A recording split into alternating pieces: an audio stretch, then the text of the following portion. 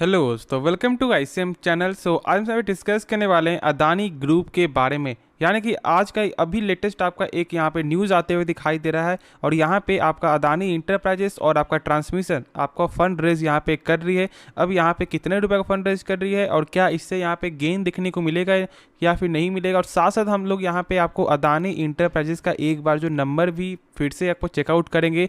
और जो लोगों को यहाँ पे डाउट है कि क्या अब यहाँ पे बाई करने का सही में मौका आ गया है या फिर अभी यहाँ पे आपको वेट करना चाहिए, तो उसके बारे में हम लोग यहाँ पे सही से जानेंगे। अंत तक देखोगे तो ही सारा कुछ आप लोग यहाँ पे समझ में आएगा। तो चलो फिर स्टार्ट करते हैं और डिस्कस करते हैं यहाँ पे पहले न्यूज़ के बारे में। यहाँ पे आप देख रहे हो कि आज के दिन का ही ये न्यूज़ है और इसमें साफ तौर से लिखा हुआ है कि आपको अदानी इंटरप्राइजेस और अदानी ट्रांसमिशन ने शनिवार 13 मई को कहा है कि वो जो यहाँ पे क्वालिफाइड इंस्टीट्यूशनल प्लेसमेंट यानी कि QIP के जरिए जो है कुल 21,000 करोड़ रुपए की धनराशि यहाँ पे जुटाएंगे। यानी कि फंड रेज कर 21,000 करोड़ और इसमें से आपका 12,500 करोड़ जो है वो यहाँ पे आपका इंटरप्राइजेस का है, यानी कि आपको वो जुटाएगी। और फिर उसके बाद यहाँ पे 8,500 करोड़ जो है आपको ट्रांसमिशन यहाँ पे जुटाएगी। तो ये जो है 21,000 करोड़ का टोटल यहाँ पे फंड रेज देखने को मिल रहा है। और साथ साथ यहाँ पे आपको ये भी कहना है कि आपका अदानी ग्रीन भी आपको फंड जुटाने के आपको जो विचार कर रही है, यानी कि आपको योजना यहाँ पे करते हुए दिखाई दे रही है अदानी ग्रीन भी। तो कहीं ना कहीं इससे यहाँ पे साफ तौर से आपको ये जो समझ में आ रहा है कि ज़्यादा कुछ यहाँ पे जो हम लोग यहाँ पे डर रहे थे उतना ज़्यादा कि हाँ ये जो स्टॉक और ज़्यादा यहाँ पे गिरावट हो जाएगा, तो ऐसा बिल्कुल भी अभी फिलहाल दिखने को नहीं मिल रहा। और सब जानते भी कि यहाँ पे डेट भी आपको जो एक्सटेंड यहाँ पे हो चुका है।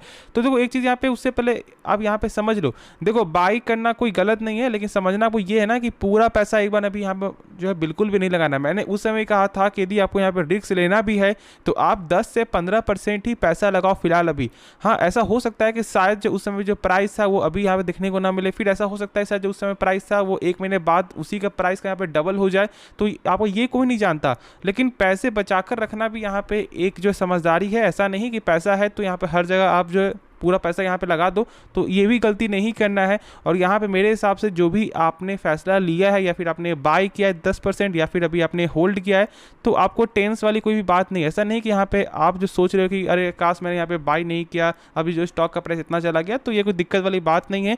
अब हम लोग यहाँ पे चेक करते हैं इसका एक बार का Q4 नंबर देख लो अदानी इंटरप्राइजेस का, उसके बाद फिर हम लोग यहाँ पे आगे डिस्कस करेंगे। आप यहाँ पे देख रहे हो कि सेल्स के हिसाब से जो क्वार्टर भी यहाँ पे सही देखने को मिल रहा है, क्योंकि यहाँ पे आपका 26,000 करोड़ से बढ़कर आपका चुका यहाँ पे 31,000 करोड़। फिर यहाँ पे चेक करो आपका ईयर के वाइज से, तो यहाँ भी 24,000 से बढ़कर आपका हो चुका है 31,000।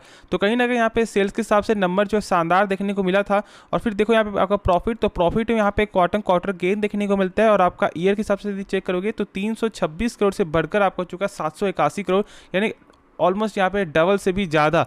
तो ये क्या देखने को मिलता है कि नंबर जो यहाँ पे शानदार कंपनी आपको दिखा रही है। लेकिन देखो यदि हम लोग यहाँ पे अभी भी इसका आपको फंडामेंटल चेक करेंगे ना, तो बहुत से लोग यहाँ पे अभी पीछे ही हटेंगे। और इसलिए मैं बोलता हूँ कि 10% ज़्यादा बाई मत। देखो बहुत से लोग ऐसे बोलेंगे कि नहीं ये सही नहीं है, ये गलत है। देखो यहाँ पे पहले आप समझ लो कि यहाँ पे है क्या। अब यहाँ पे हम लोग जानते हैं कि कंपनी का यहाँ पे डेप्ट बहुत ज़्यादा है, ठीक है। और यदि हम यहाँ पे हम लोग चेक करें तो क्या देखने को मिलता है, डेप्ट टू इक्विटी जो है यहाँ पे 1.61 है। अब तो ये जो आंकड़ा आपका 1 से कम होना चाहिए, ठीक है। चलो यहाँ पे थोड़ा ज़्यादा भी है, लेकिन ये दिक्कत वाली बात तब आता है जब इसका इंटरेस्ट कवरेज जो रेशियो होता है ना वो बहुत ज़्यादा यहाँ पे कम है। जो लास्ट पॉइंट है ये देख रहे हो आप यहाँ पे इंटरेस्ट कवरेज रेशियो। अब इसका मतलब क्या होता है, देखो ये आपको बताता है कि यदि कंपनी 100 रुपये कर्ज ले रहा है तो इसका कितना टाइम ज़्यादा यहाँ पे सेल हो रहा है। और इसके हिसाब से यहाँ पे आप जो क्या देख रहे हो कि यदि कंपनी का यहाँ पे यदि कंपनी कर्ज ले रहा है 100 रुपया ना, तो कंपनी का सेल्स आपका हो रहा है 191 रुपया। तो आप खुद से यहाँ पे सोचो कि क्या आगे जाकर कहीं ना कहीं यहाँ पे दिक्कत हो सकता है क्या कहीं ना कहीं यहाँ पे डर बना हुआ है या नहीं। तो आप लोग बोलोगे हाँ सर यहाँ पे डर तो यहाँ पे बना हुआ दिखाई दे रहा है।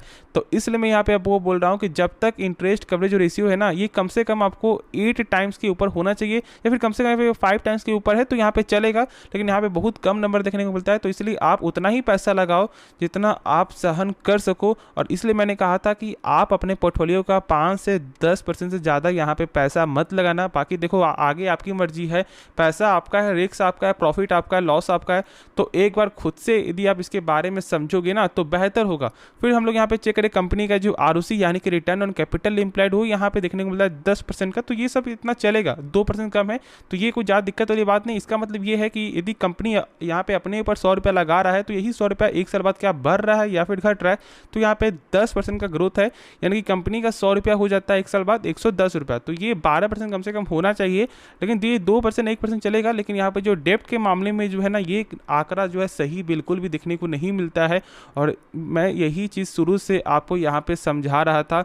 बाकी आगे आपकी मर्जी है, ठीक है, तो इसके बारे में सोचना, बाकी जो डाउट है तो आप कमेंट जरूर से पूछ लेना, ठीक है। फिर यहाँ पे हम लोग जब आगे चेक करें ना तो देखो यहाँ पे कंपनी आपको लगातार जो है यहाँ पे फंड रेजिंग करने के लिए यहाँ पे उत्सुक है, और वो यहाँ पे जो अभी जस्ट मैंने आपको दिखाया कि अभी फिलहाल आपका जो इंटरप्राइजेस और फिर अभी आपका जो ट्रांसमिशन का हुआ है, तो यहाँ पे जो ग्रीन फोकस यहाँ पे कंपनी कर रही है, आने से में जो बोर्ड मीटिंग होगा तो उसमें यहाँ पे फैसला आपको ले सकता है, ठीक है, ग्रीन का।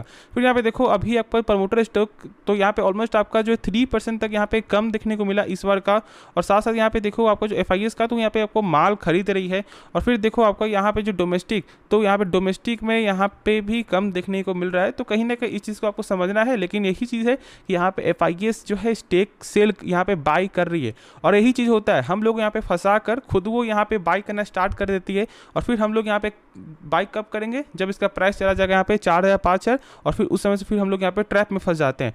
तो यही बस करना है, रिस्क लेना है। तो अभी यदि आपको रिस्क लेने का मन भी है ना तो कम से कम ही पैसा लगाना, यदि वो कुछ भी हो जाए तो ज़्यादा आपको नुकसान ना हो फाइनेंशियल।